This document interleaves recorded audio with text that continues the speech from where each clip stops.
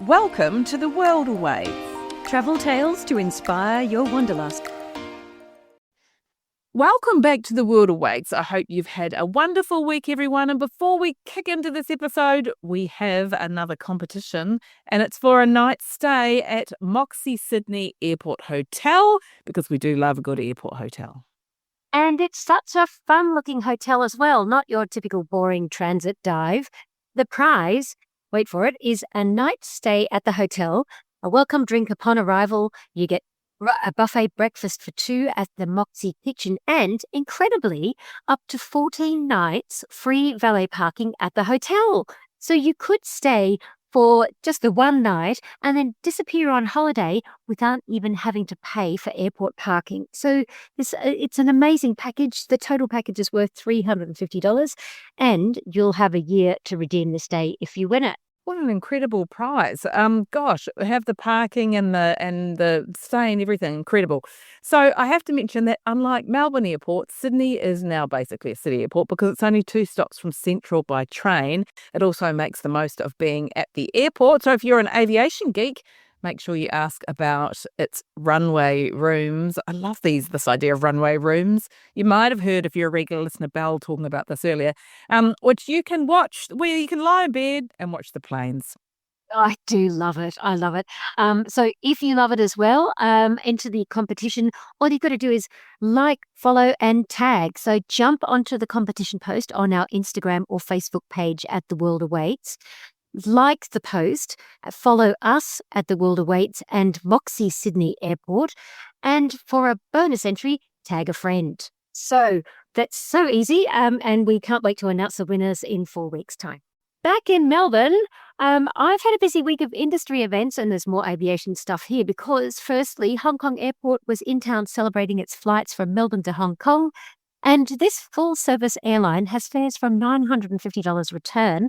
Also, Brand USA was in town. It is gearing up for a big year. It's got the FIFA World Cup 2026, America's 250th anniversary celebrations, and it's also the 100th anniversary of its iconic road trip, Route 66, which runs from Chicago to LA. So we had a little catch-up at the newly reopened Waterside Hotel on Flinders Street in Melbourne. If you are looking for a cute little rooftop bar, head up to the top of the Waterside. So it's been a big week, great competitions. What about you, Kirsty?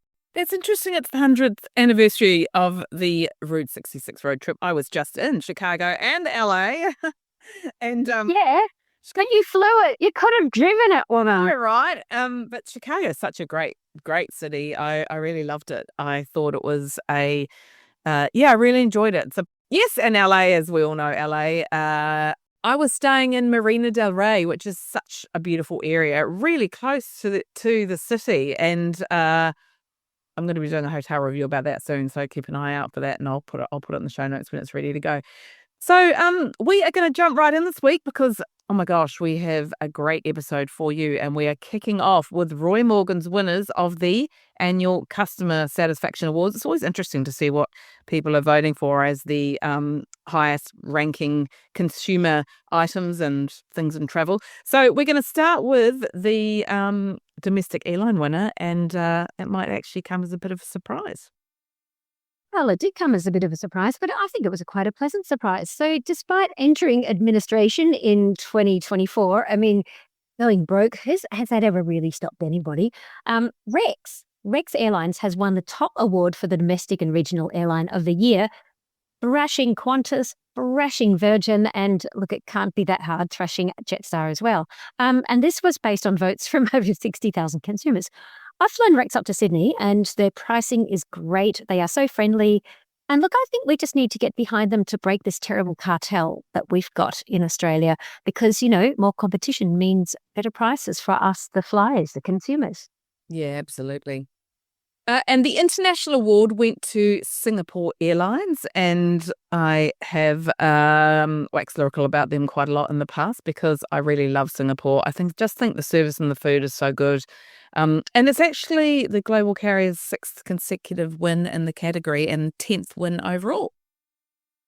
So moving away from airlines, some other relevant winners are coffee shops of the year because we love a good cafe, don't we? But this one actually kind of blew my mind. Just a little bit, actually, not a little bit. It absolutely blew my mind. The coffee shop of the year went to Muffin Break. I don't know where all of these red is coming from, but Muffin Break, like, Okay, I have to admit something here. So, when I was pregnant, second time around, I had strange addictions when I was pregnant. So the first time around, it was oranges. I know that's bizarre. But second time around, I had this strange addiction to muffin break muffins. And I'd actually never been into a muffin break in my life. But when I was pregnant the second time around, and we live relatively closely to Southland Shopping Centre in Bayside area. And I used to go up there and buy those huge muffins that are like the size of a small cake. And eat them. And that's why I used to do it all the time. And that is why I put on so much weight during my second pregnancy. well, you know, the funny thing is when muffins first started becoming fashionable in Australia, I remember a dietitian saying, a muffin is just a piece of cake. It's just a cake. It's just a cake. It's still a cake. You're not going to get thin off a muffin no matter how much chunks of oats they throw in there. I don't get it. I don't think I've ever eaten there. I couldn't tell you where the shops were, though. I Googled and apparently there's one near me. The best quick service restaurant of the year went to Grilled. And look, I'm going to give them a big tick for their mini burgers. And the major quick service restaurant, okay, this one also like made me just cringe a little bit because it was Subway. So yeah, but hang on, I have to add in here. Have you ever had a Subway tuna wrap? Whole grain tuna Subway wrap are pretty good. They're actually not. No. Do you know why? Not bad. The smell of the oil as I walk past the shops puts me off. I'm like, what? Like that was it just yeah, no, cannot do it. Yeah, so absolute no to Subway. Kirsty, then in the next category that I'm going to mention, I hate to give this one to you because I am an Android girl, but the mobile handset provider of the year was actually Apple. Apple. And, you know, you have no USB slots in any of your machines. The only reason that whole USB hub thing that they sell everywhere has gone off is because of Apple users. So seriously, but look, we're going to put a link to the to that list in the show notes so that you can see what Roy Morgan has found in their top consumer brands and their annual satisfaction awards. If you'd like to help support our production costs, you can buy us a coffee at coffee.com/theworldawaits. That's ko-fi.com/theworldawaits, so we can continue to bring you inspirational travel interviews with the world's best.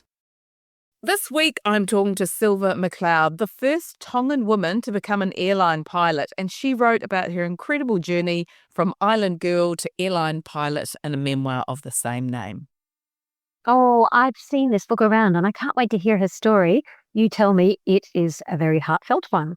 Yeah, I think you might need the tissues out for this one. I actually had a bit of a, I got a bit teary, which is why it's so special. And as well as her really remarkable story, she also breaks down some myths about flying, from where pilots sleep to should you really drink the water on the plane.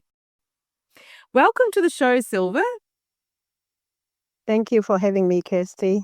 It's so great to have you on The World Awaits. Let's start by tell us a bit about your years growing up and where you actually lived and grew up and what made you want to be a pilot.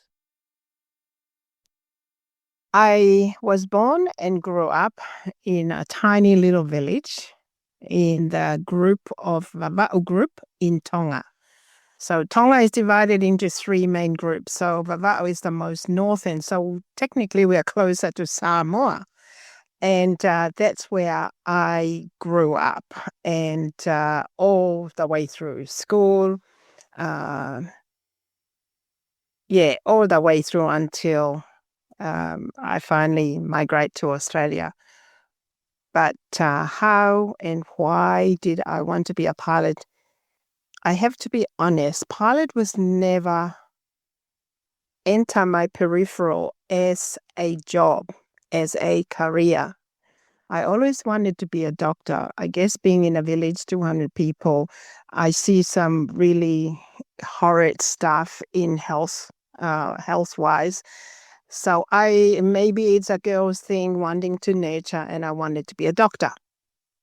But for flying, it was a fantasy. And I say that in its truest means. I used to run outside when I hear an aeroplane, and I'll be standing there and watch till the end until it disappeared out of sight. And I was mesmerized. In my head, I kept thinking, how clever are white people that they can fly from one place to another and sustain that aircraft at an altitude.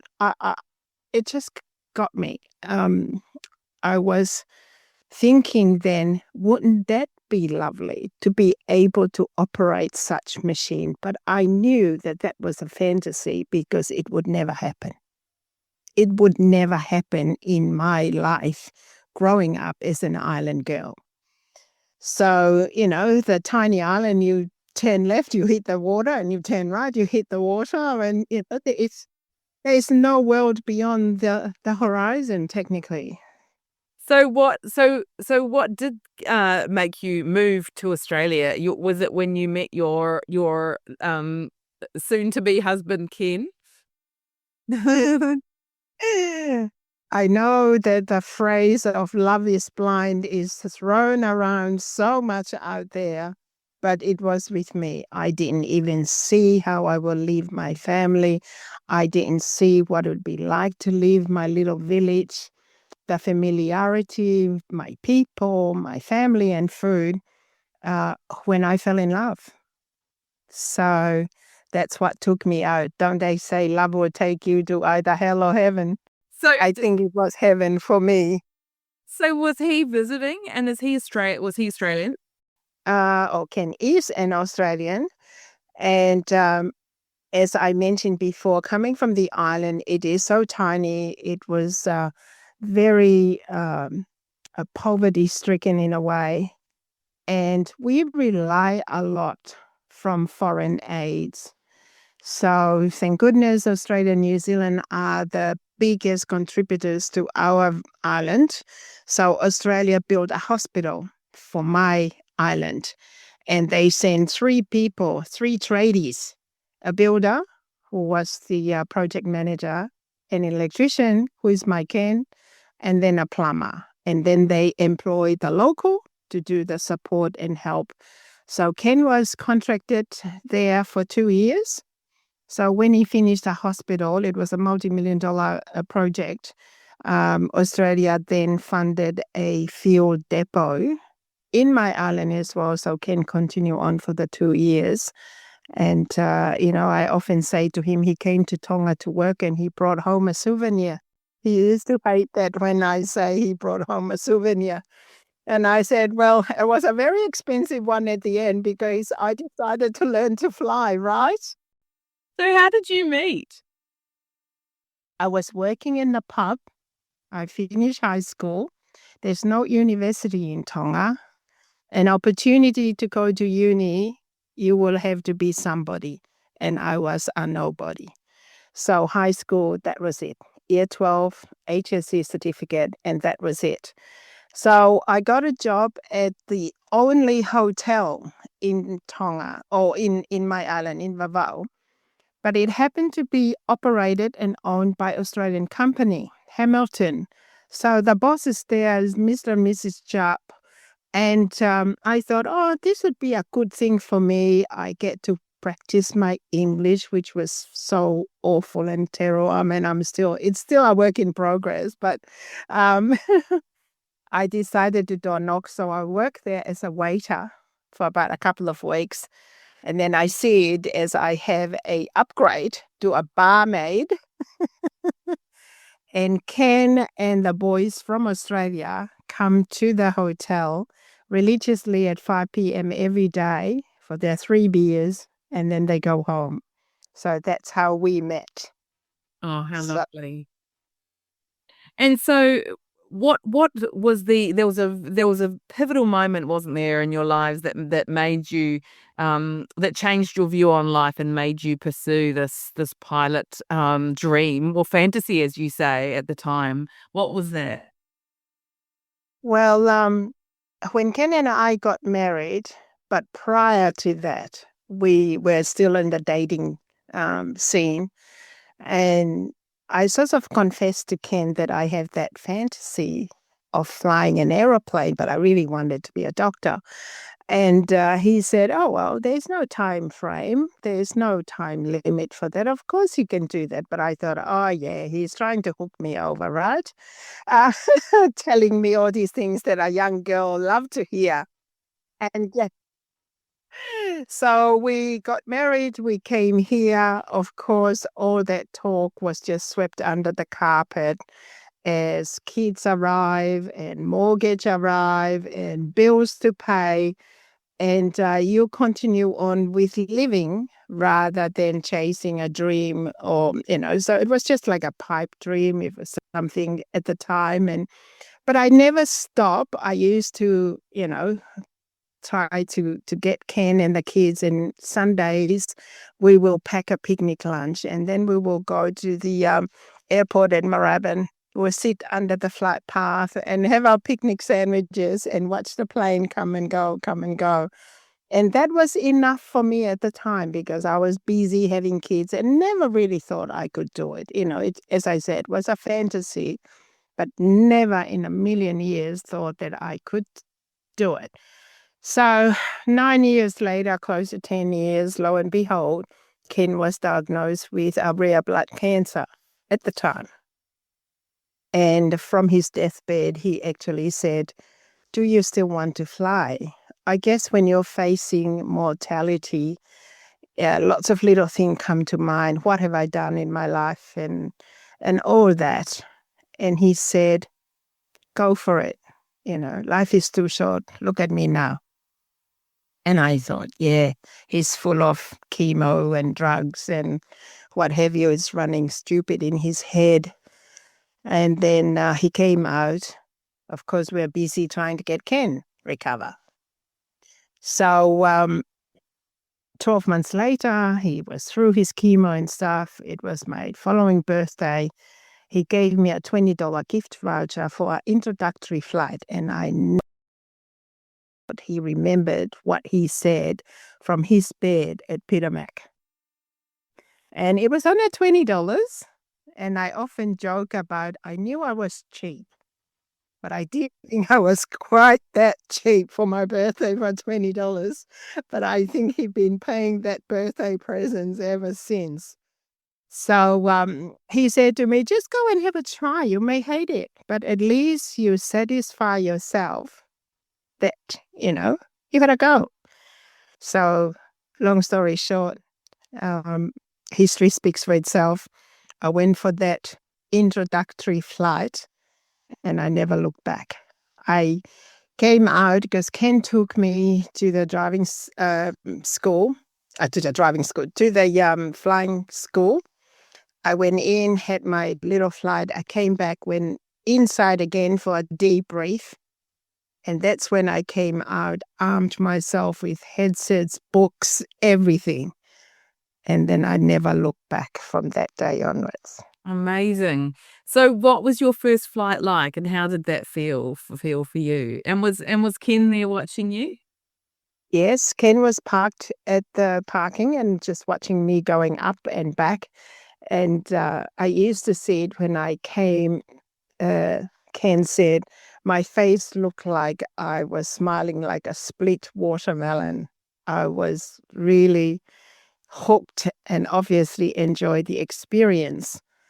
So the actual first flight is probably not as memorable because your little 20 minutes go so fast. It's just when you're working up what kind of emotion you're having, sitting there flying.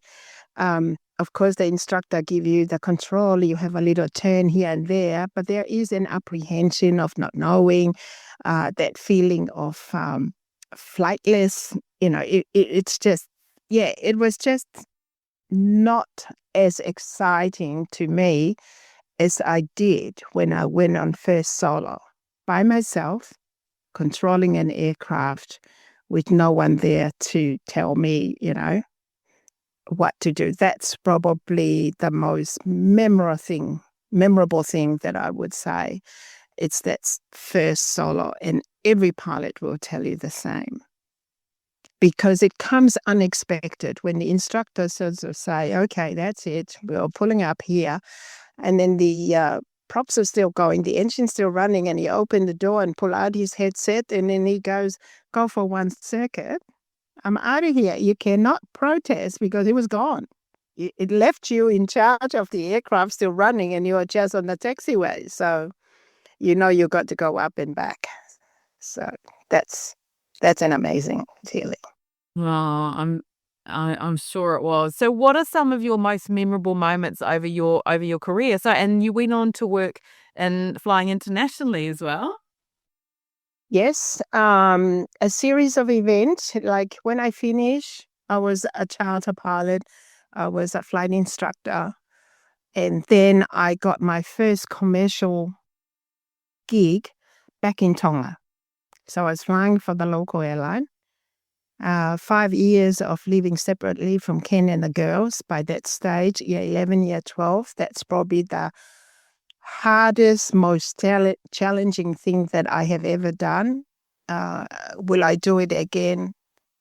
I don't know.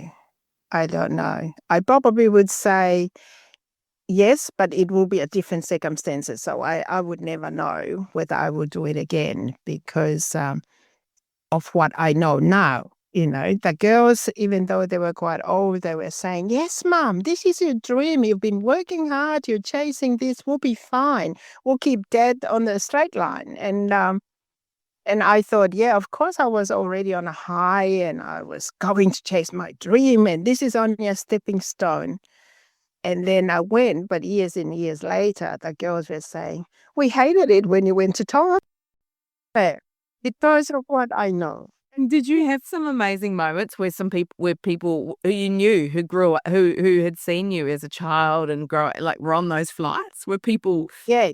Oh, yeah, totally. I even carry some of the royal family to and from in the island hopping. Even my family, I was lucky enough, my grandma who reared me still alive, and I managed to take her back and forth from the main island because when I was flying in Tonga, my base is in the main island. So I had to bring my grandma out from our little island occasionally for a little holiday and pampering with me. And but I think, and then I moved out from there and I went and flew in Sydney for Aeropelican. And then I came from there, and the most memorable will have to be my time with Royal Flying Doctor, the RFDS.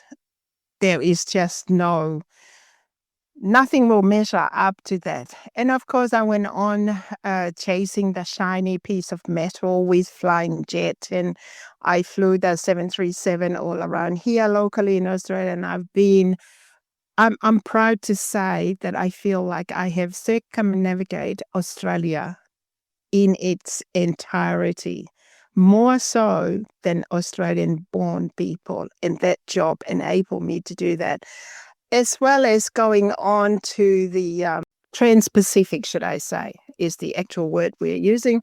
And then I was based in New Zealand for 12 months. So I did fly domestically, but I meant domestic is like Christchurch, Dunedin, Auckland, and Wellington, and that's it.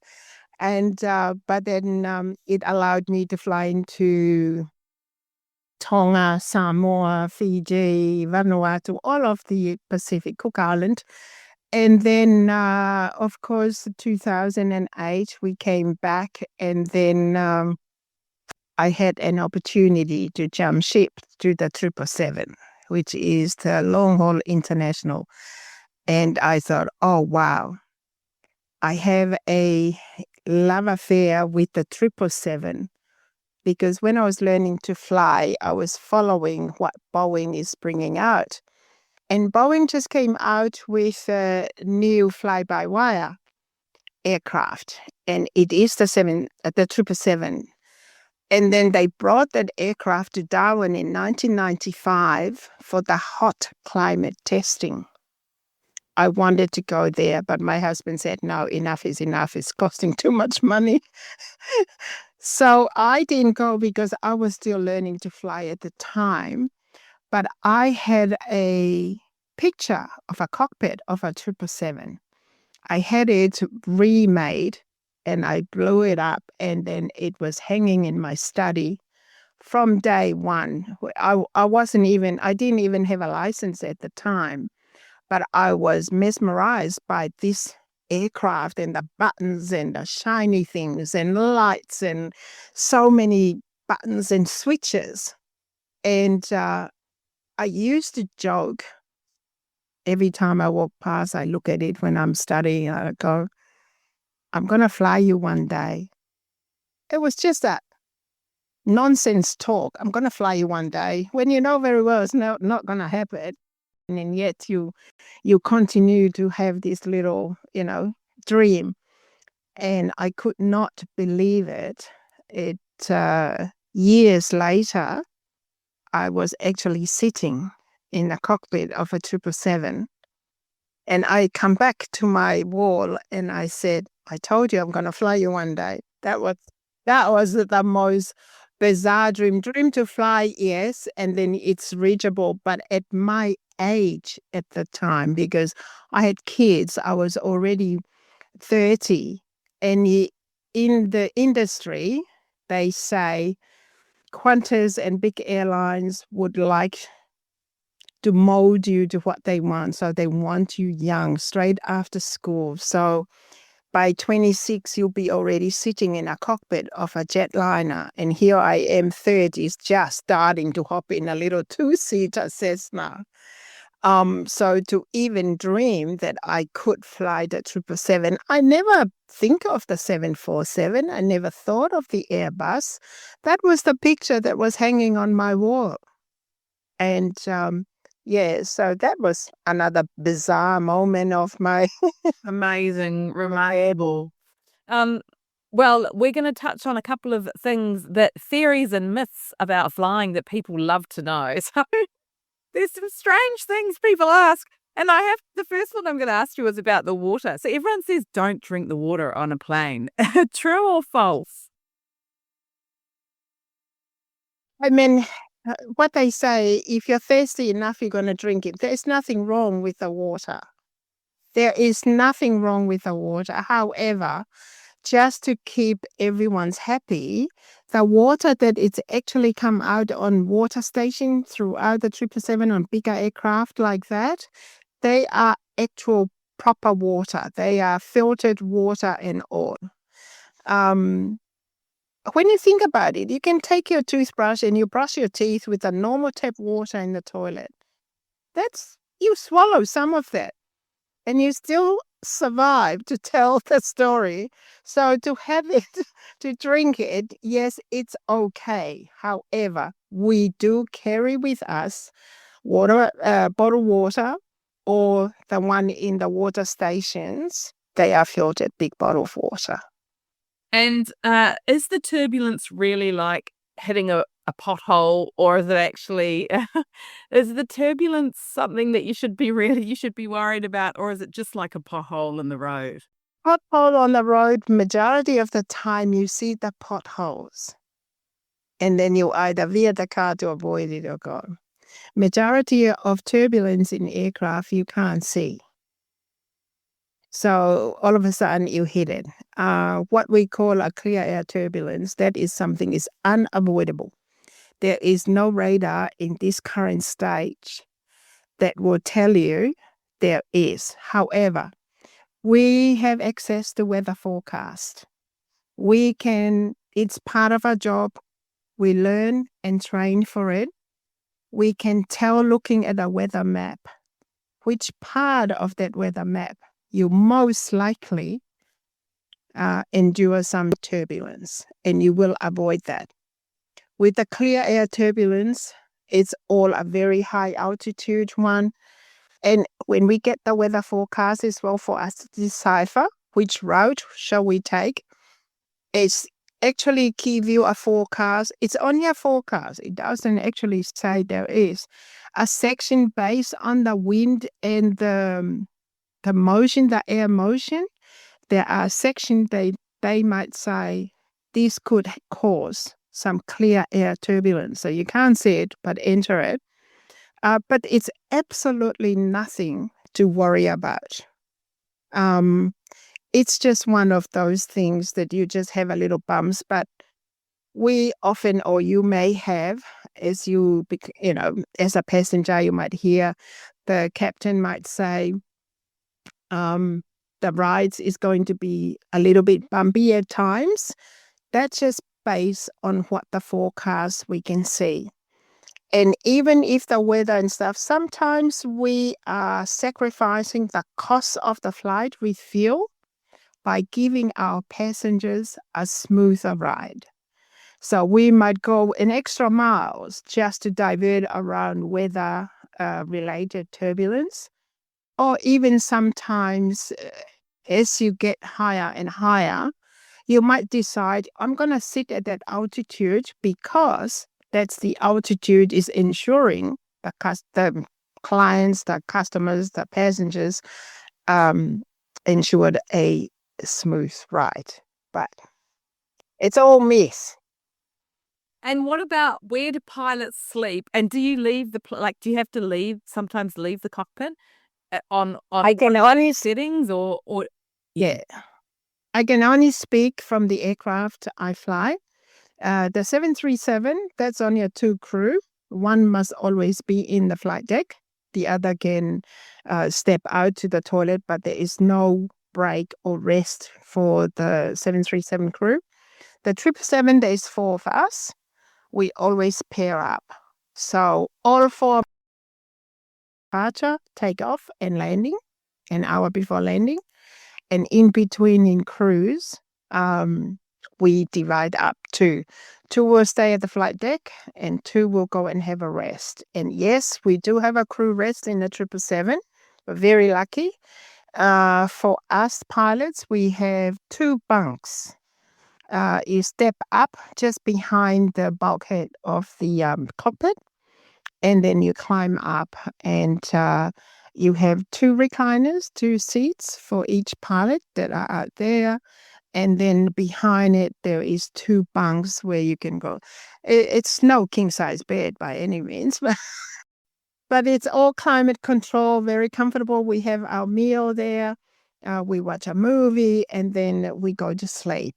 And then we have our, say, 4 hours or whatever it might be. That's usually our sleep rest.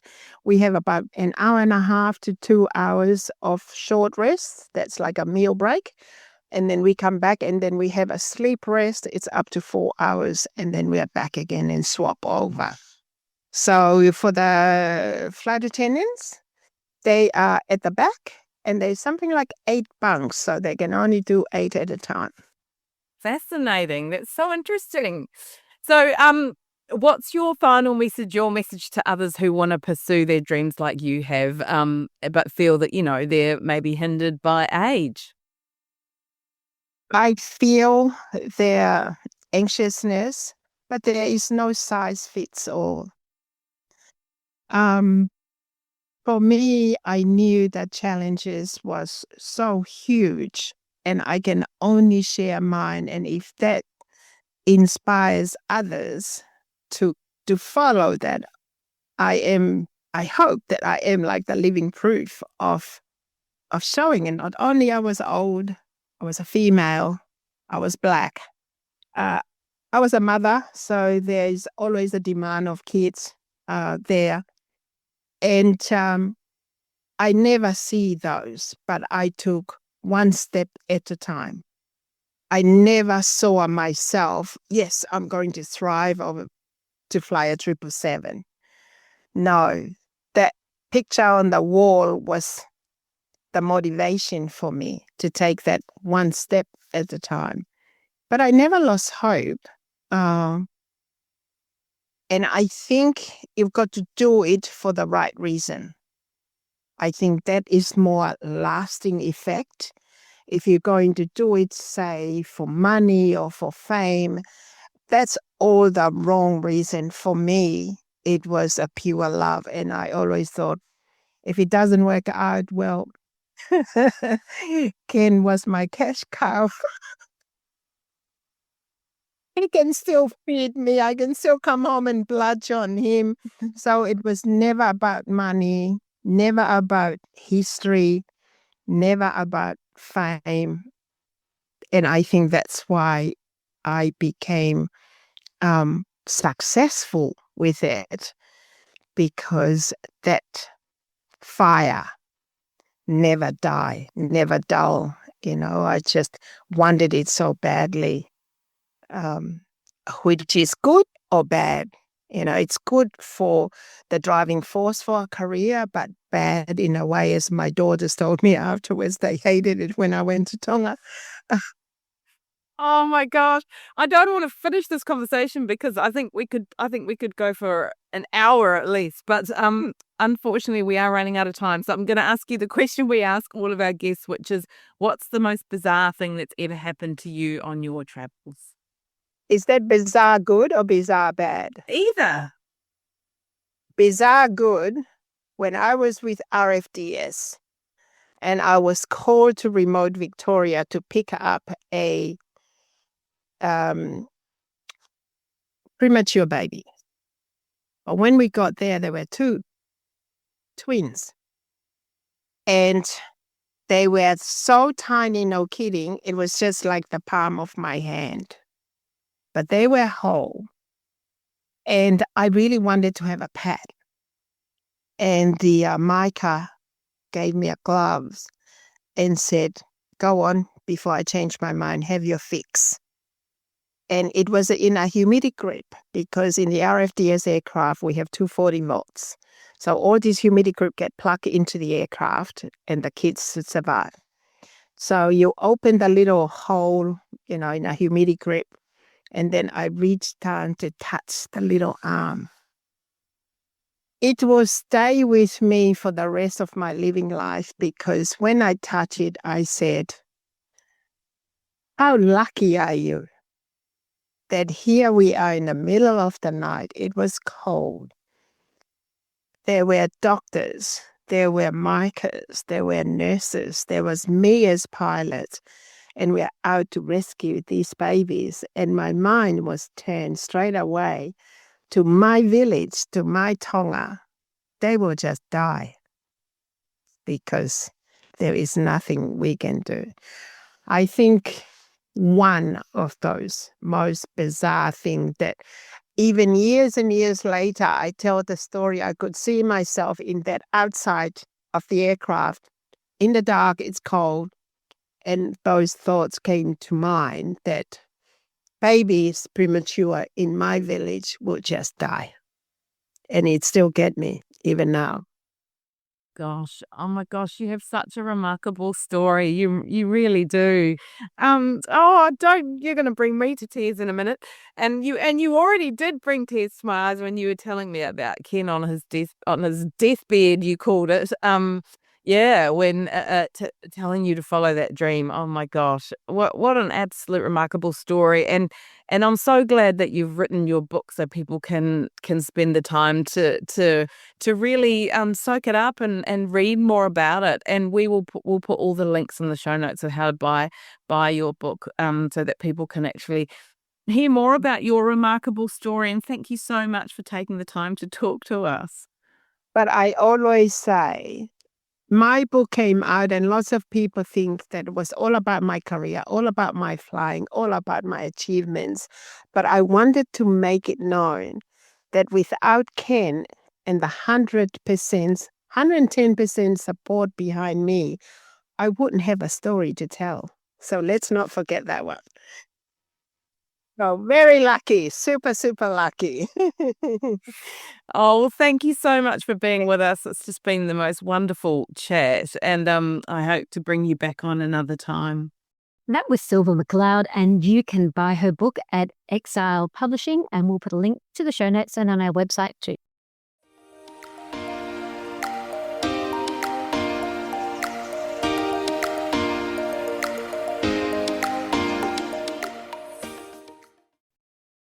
Our tip this week is about the best wine regions in Australia for an autumnal getaway, and it will probably come to no surprise to anybody that most are in South Australia. Yes, so wanted to get this one in before winter kicks in. But a new study by the Meat and Wine Co. has scored each destination across weather data, decanter award performance, tour availability and proximity to capital cities. And South Australia's Barossa Valley tops the list. I mean, not surprising, with a near perfect score of 91.72 out of 100. And it's located about an hour northeast of Adelaide, and this is a historic wine region celebrated for its Shiraz, Cab Sav and Grenache. Yum, love a good Grenache. And may have more than 150 wineries and more than 80 celadors. Oh, it's just insane how close the Barossa is, and also, how much it seeps into Adelaide's wine culture as well. Second on the list is Margaret River in Western Australia, of course, small town south of Perth in WA, known for its craft breweries and boutiques, as well as wineries, especially the world-class Cab Savs and Chardonnay, if you're a Kath and Kim fan. And it has 43 bookable wine tours. And then in third place, we are back in South Australia at McLaren Vale, which is also incredibly close to Adelaide. This time it's about 45 minutes south. Famous for the Mediterranean climate, over 90 celadors. The wines that you're looking at there are premium Shiraz and Grenache. It has 66 wine tours, and I drove through there last year on a wine tour, and it was just divine. Yeah. And still in South Australia, coming in at fourth is Adelaide Hills, which is prized for its cool climate elegance, which means that, because obviously the climate indicates the great wines, means that you get a good Chardonnay. Man, Chardonnays are having a massive comeback. They've become very light now. They're not that... Remember those thick, woody Chardonnays we used to drink back in the 90s? And part of... Yeah. You still... Yeah, it was like a Chardonnay with shoulder pads, man. I was all up for it. Pinot Noir is also a standout there. That's actually my favourite little drop. Followed by Clare Valley, which is a more boutique experience 125 kilometres north of Adelaide. And that area, the Clare Valley area, is renowned for a Riesling. Oh, I love a good Riesling. Clare Valley Rieslings. I did a stint for about 6 months in Adelaide, and we had a very good wine cellar beside us, a wine shop. A lot of Rieslings, drank them all. Sparkling Riesling. So in sixth place, sorry, I'm going to step back out of that wine cellar, that memory lane. Sixth place, we are out of South Australia. We're back here in Victoria, in the Yarra Valley, combining 67 available wine tours with a location less than 50 kilometres from Melbourne CBD. It is a cooler growing climate and has a strong reputation, of course, there for the tricky little grape Pinot Noir. And a shout out to New South Wales, which did come in the top 10. In number 8, we found the Hunter Valley, another of those real classic vineyard areas, has 30 plus wine tours. And of course, it's Semillon, unique to the region, is worth a reason alone to make the trip. And you can read the full list at themeatandwineco.com, and we'll put that link in the show notes.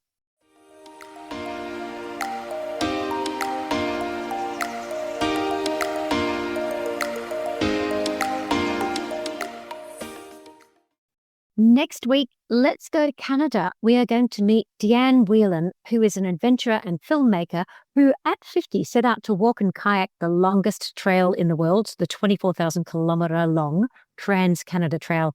Her film, 500 Days in the Wild, opened recently in Australia and documents this extraordinary 6-year journey on the trail. Incredible. Cannot wait to hear her story. I'm so excited about that one. And we'd love it if you'd follow us on socials. You can find us at The World Awaits Podcast on Instagram, Facebook and LinkedIn. And feel free to drop us a line at hello@theworldawaits.au. Or if you are enjoying this episode or any others that you've listened to, please give us a rating and a review.